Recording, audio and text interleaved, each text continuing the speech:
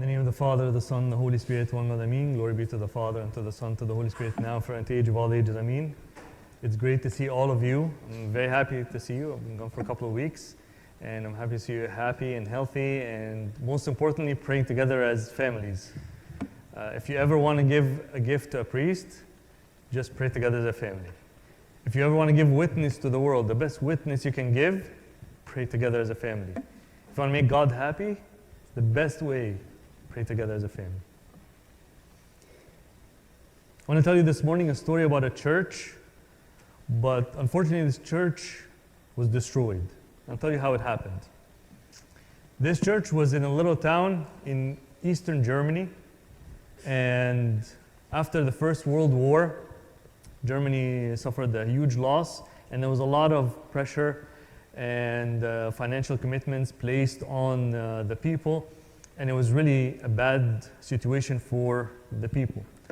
And it's in these circumstances that Hitler came and he got the people and organized them and started on his crazy mission to take over all of Europe and eventually the world, and of course, the rest is history.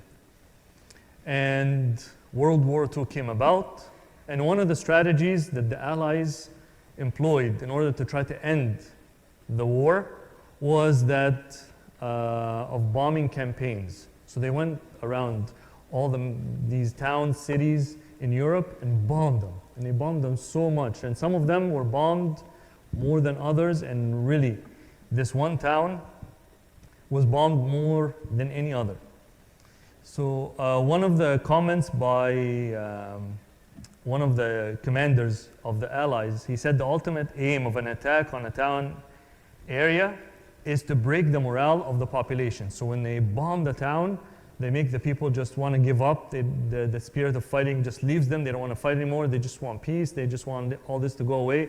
So they keep bombing them until they just give up. And they don't bomb military sites, they bombed civilian sites. So it was terrible. And in fact, in that town, because of where it was, there was a lot of refugees fleeing from the east. The east had the Red Soviet Army, so a lot of people were fleeing the Eastern Front, moving westward. So there was a lot of refugees in that town when the bombing happened. So in February of 1945, this town was bombed so much that the town church, burned for 2 days straight. And eventually, at the end of the second day, it collapsed.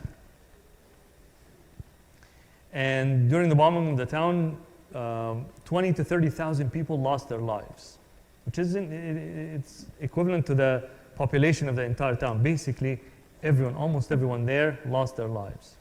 And a few months later, that same year, the war ended.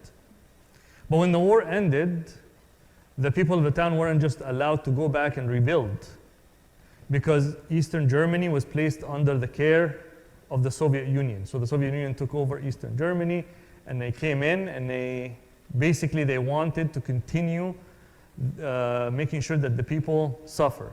So for the following 50 years almost, until the fall of the wall in 1989, which I guess some of us were alive at the time, were around, but some of us maybe, the millennials, weren't around, so we didn't see it happen. But anyways, it wasn't until then that talks about rebuilding that church started. And it took about 11 years to build. And they didn't just clear the rubble, they left the rubble in place for those 50 years. So everybody passing by, they see a rubble of stone and a few bits and pieces of the church still standing, to remind them that they're conquered people, they're defeated people. Every time they see the rubble, their church, the beloved church, was just a pile of rubble.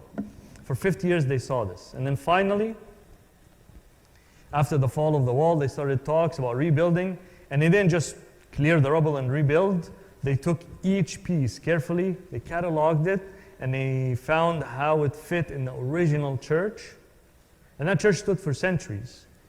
And they found where it fits, and they kind of, like Lego pieces, like a puzzle piece, they put it back together piece by piece. It took 11 years to rebuild, and the pieces they couldn't put back together, obviously, they replaced. But if you get a chance to go and visit that church today, you'll see more tourists than worshipers. Basically, it's a tourist attraction everybody goes to see. It's a monument to the human spirit, to the spirit of rebellion against oppression, against tyranny, against all that kind of terrible stuff that they've witnessed, but few worshipers. And it's a tourist attraction. So when you go and see it, it's basically just that. A lot of tourists coming in, taking pictures, feeling like, yes, we're here, we're witnessing this monument. To them, it's not really a church, it's just a monument. And all the people who participated in the rebuilding effort, the main focus was to rebuild this monument as a sign, as a message to the world that we're still here, we're not conquered. It's not a place of worship per se. It is for some. But the way it was rebuilt, it was to say, like, we're still here. We rebuild after the war. And as it turns out, people have been building things and building monuments throughout all of recorded history just to make a point, just to send a message. Buildings that have no other function but to send a message. Say, hey, we built this building and we're here and we're strong and we're powerful. Just look at the thing we built. One of the most famous examples is if you happen to go to Greece, to Athens. And you'll see a little hill in the middle of the city. That little hill is called the Acropolis. And on the Acropolis, there are a few buildings still standing from, over 2,500 years old, some of them. And one of those buildings is a temple to one of their pagan gods, to Athena. Athena is the goddess that the city is named after. And in this temple was built after a military victory. So after they won a big battle, they built a temple to their goddess Athena. And normally when there is this kind of temple being built, the way they build it is they build a statue of the goddess or the god, whoever they worship, and they put wings to signify the victory that they received by the assistance, by the aid of that god, right? In this case, they chose to build a statue of Athena without wings. And they called her the wingless victory. They were criticized, of course. They say, like, how can you do this? Like, isn't she going to be mad? Like, she made you guys, she gave you victory, helped you defeat your enemies. But what they wanted to do was send a message. They wanted to say that we are building Athena, the statue, without wings, because victory will never leave the city again. If she had wings, she could just fly away. So how can we keep her here? Cut off her wings. Now everybody obviously laughed at them, and even by their own pagan logic, it doesn't make sense. But this is how they thought. And it served no other purpose than to say, to send a message. To say that we're here and we're all about victory, and this is what we're dedicating all of this money, all this wealth, all this gold, all of these resources to just send a message. And of course, it didn't work, especially because the Athenians lost a lot of battles after this, so they figured, maybe we should put some wings on the statue. People build things, but God is doing something else. He's not about the building, he's about something else, something much more important than the building. Our necessities are not forgotten before God. He's not ignorant or oblivious to the fact that we have daily necessities, daily needs. We need to eat, we need shelter, we need safety, we need love, we need connection. Like, we have all of these needs. He says it's just not about filling the stomach and the pocket, and if we have time, maybe filling the mind. No, there's more. He says, seek first the kingdom of God and his righteousness, and all these things shall be added to you. Sometimes we get distracted by the gifts that God is giving us, thinking that these gifts are an end in of themselves. I just want more of the gifts. I don't care about anything. I just want more. And we forget what it means to be called his children. Sometimes just I don't care. Call me anything. I don't need to be called, Christian. It doesn't matter. Just give me the gift. Give me the money. Give me the promotion. When Christ sent the apostles and they had returned, today's gospel is when he sent the disciples, when he sent the 12. But when he sent the 70, this is in Luke chapter 10. Today's gospel was Luke chapter 9, so the following chapter. And they did all of these miracles in his name, and they came back and they were so happy. Like, we did all of these wonderful things, all of these miraculous things, and we can't believe it. And he says to them, behold, I give you the authority to trample on serpents and scorpions and over all the power of the enemy, and nothing shall by any means hurt you. But do not rejoice in this. That's not the point. The point isn't just to be happy about the shiny new gift that I just gave you. Be happy instead about your names being written in heaven. You want to be happy? Be happy about this. The gifts, these are the things I give to my children. Be happy rather, not about that you received the gift, but that you are my children. Have you heard about the man who accidentally became a saint? We have him actually in our Synaxarium on the second day of Baramuda. So basically, this man was from around the area of Israel, Canaan, and to him, life was all about power. He worshipped power, and he wanted to serve the most powerful king. So he searched out the land for the most powerful king, and he went to that king and said, I want to serve you. You're the most powerful, and I want to be in your service. So the king said, okay, come serve me. So during the course of his service to that powerful king, one day he noticed the king afraid. So he's like, what are you afraid of? You're the most powerful. What are you afraid of? So he said to him, I'm afraid of the devil. Actually, he didn't want to say, he said, I'm not going to tell you. So like, if you don't tell me, I'm going to leave you. So he told him, he left him anyways. He told him, I'm afraid of the devil. So by his logic, it's like, I want to serve the most powerful. So he went in search of the devil. And not long, as you can imagine, he found him. He found the devil. And he told him, I want to serve you. You're the most powerful, and I want to serve you. And the devil was all too happy to accept that kind of service. He said, yes, I am the most powerful. Come serve me. So he went and was in his service, and he did all sorts of terrible things. And then one day, he noticed the devil afraid. He's like, what are you afraid of? And the devil didn't want to tell him. He's like, if you don't tell me, I'm going to leave you. And the devil was like, okay, fine, I'll tell you. And the devil told him, I'm afraid of the cross. It's like, what's the cross? Like, this is the cross. So he showed him the cross. He's like, I'm afraid of this. And obviously, the saint left him. He's like, if you're not the most powerful, if you're afraid of something, then something is more powerful than you. I'm not going to be in your service. I'm going to go find whatever it is that is more powerful than you. So he went searching for the cross and what the cross means. And he found that the God of the cross, the God, Christ, is what the devil is afraid of. So he went to search for Christ, but he couldn't find him. And along his search, he came across a monk. And he told him about the story. So the monk told him, I can help you find him. So he's like, how? What do I need to do? He told him, you can fast. He's like, that's not really my thing. I don't fast. I'm not going to fast. He's like, you can pray. He's like, I'm not going to do that either. So he told him, listen, you're strong. Here's what I want you to do. Stand by the river and help people cross. Whenever someone comes that needs to cross the river, help them cross the river. You can carry them on your back, cross the river, you're strong. So he's like, I could do that, and I'll find this cross, I'll find this person. He's like, yes. So one day, he started to do this, and then one day a little child comes to him, and he's like, I want to cross. So he picks up the child, puts him on his neck, on his shoulder, and starts walking. And as he's walking, he starts feeling the weight of that child getting heavier and heavier. And so much so that his legs are buckling. So much so that he starts sinking into the water. And so much so that he's completely immersed in the water. And when he comes out, guess who he sees? He sees Christ.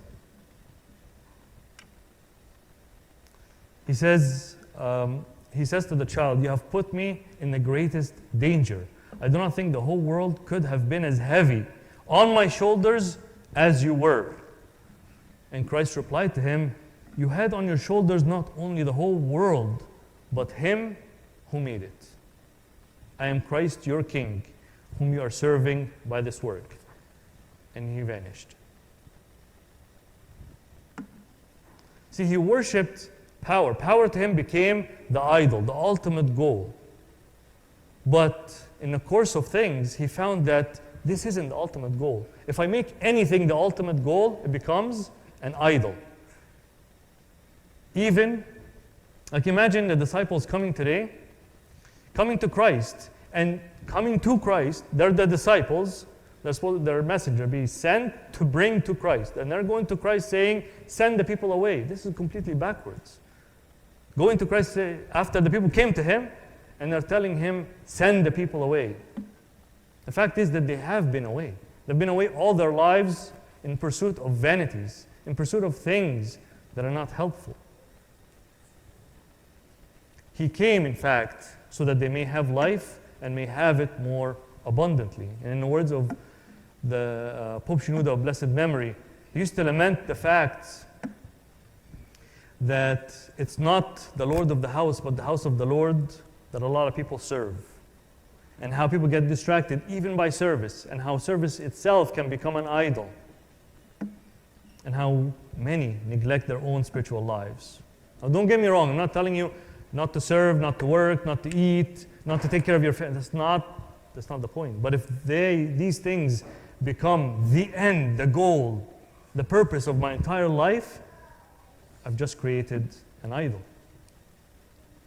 The disciples' concern for the well-being of the people is not a bad thing. They're concerned for the well-being of the people. The people are tired. They've been here a long time. It's not a bad thing. But it becomes misguided when it becomes the ultimate goal. Ultimately, I want them to be okay. Kind of like, how everything is. Anywhere you go now, there are two things. People ask you, whenever you buy something, whenever you take a cab, Uber, what? Tip, and give us a rating. Right? So they're not asking for a tip, but they're asking maybe, kind of give us 5-star on Google so that people come back and bring more friends. Kind of like that kind of thinking. Like we want them to have a good experience, a good time, not to be too tired, not to be too hungry. Yes, listen, the words of God and all, that's nice, but as long as you're not too tired, not too hungry, not too uncomfortable. And Christ looks at them in astonishment. So encountering God we have to keep in mind, it's not a self-centered experience. It's not about what you want, but about what you need. And when we make it a self-centered experience, we've created an idol. You remember in Acts 12, what happened to King Herod? He walks around as if he is the source of all of his power, all of his glory. On a set day, Herod, arrayed in royal apparel, sat on his throne and gave an oration to them. And the people kept shouting, "The voice of a God and not of a man. The voice of a God, not of a man." They kept shouting this. And he heard it and he believed it. So immediately an angel of the Lord came and struck him because he did not give glory to God. Power was to him an idol and it ruined him.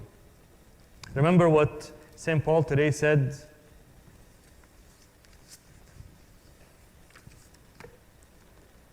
In the Pauline epistle. Talks about useless wranglings of men of corrupt minds and destitute of the truth, who suppose that godliness is a means of gain. Godliness as a means of gain. Such men, flee from. Withdraw yourself, he says to his disciple Timothy. But there's an even stranger story in the Old Testament about a king who lost everything because he refused to understand that everything is from God. In Daniel chapter 4, King Nebuchadnezzar, he wrote a public letter to tell the whole empire about a dream he had and the interpretation of the dream and the fulfillment of the dream. So he had a dream about a tree that extended, its branches were so high and so wide that it could be seen from the entire earth. It filled the whole world. And all the beasts of the earth, all the birds of the heavens, they lived in that tree, they fed from the tree. Everyone lived under the shadow of that tree. And then one day, a stone came and cut the tree down. And then Daniel interpreted and said, "This tree is about you. You are the tree. And if you refuse to acknowledge that God is God and that all of this is from Him, you're going to be cut down." And all of this, he just kind of took in one ear, out the other. And 12 months later, it says in Daniel chapter 4, all this came upon King Nebuchadnezzar. At the end of 12 months, he was walking about the royal palace of Babylon.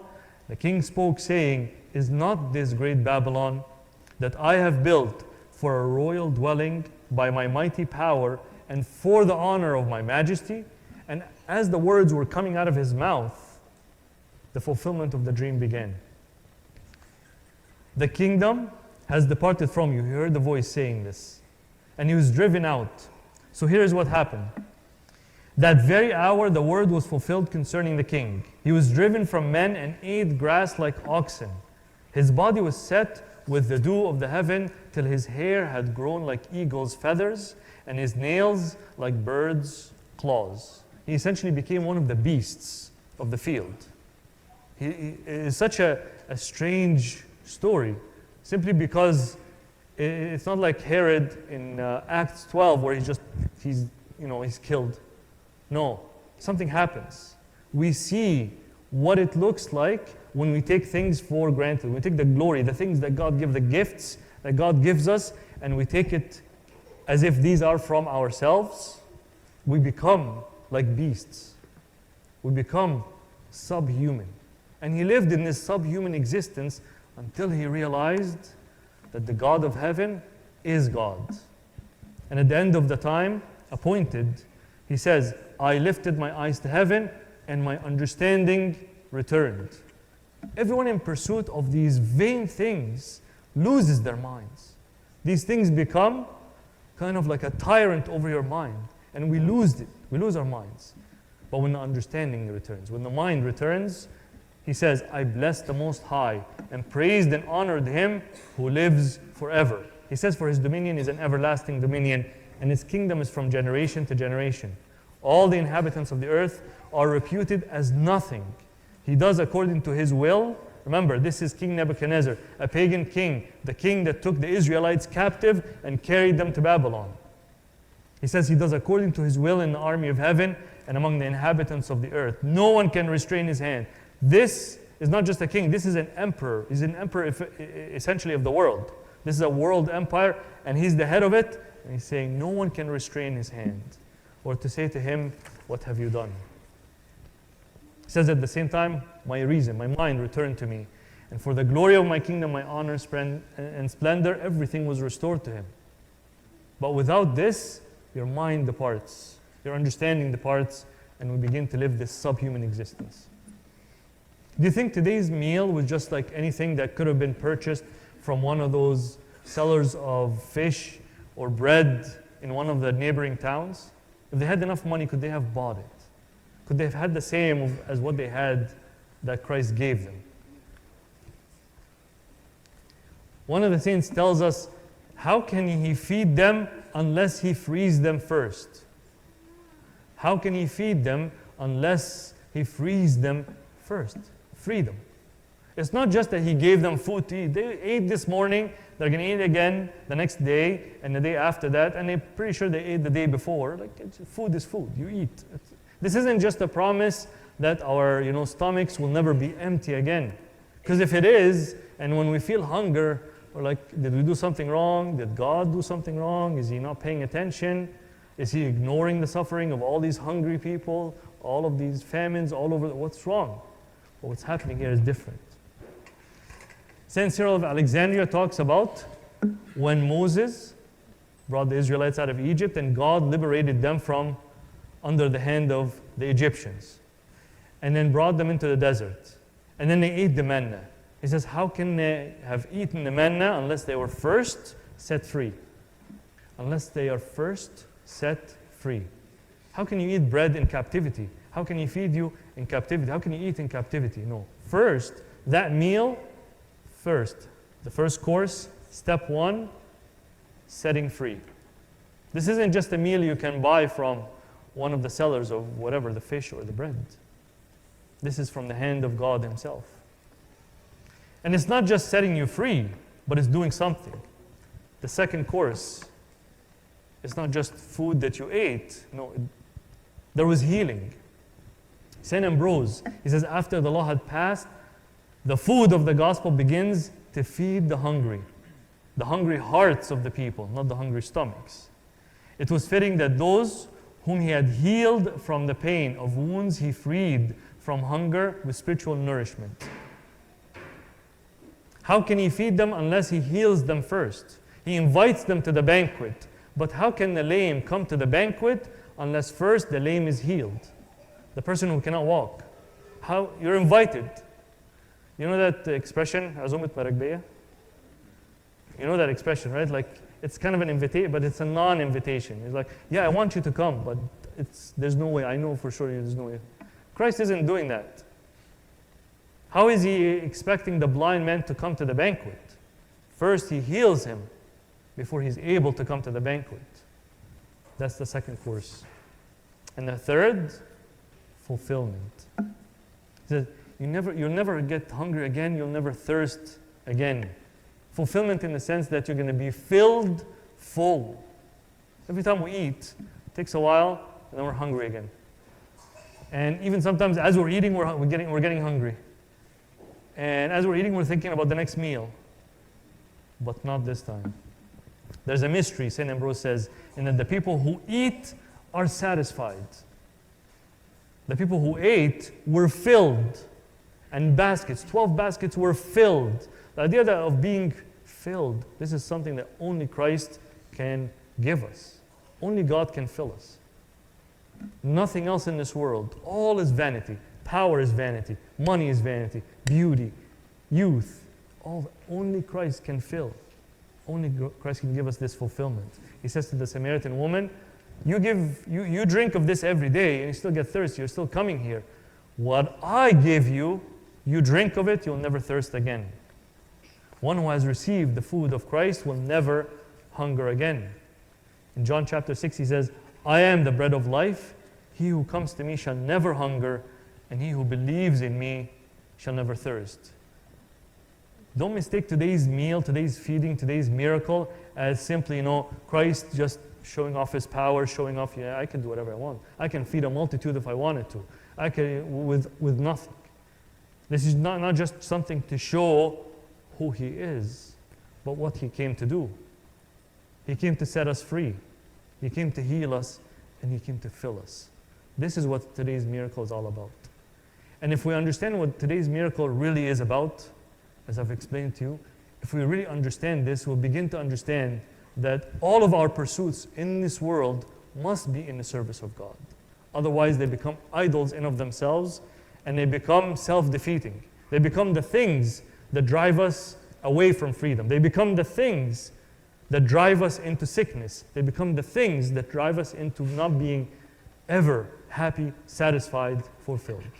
To him be the glory forever and ever. Amen.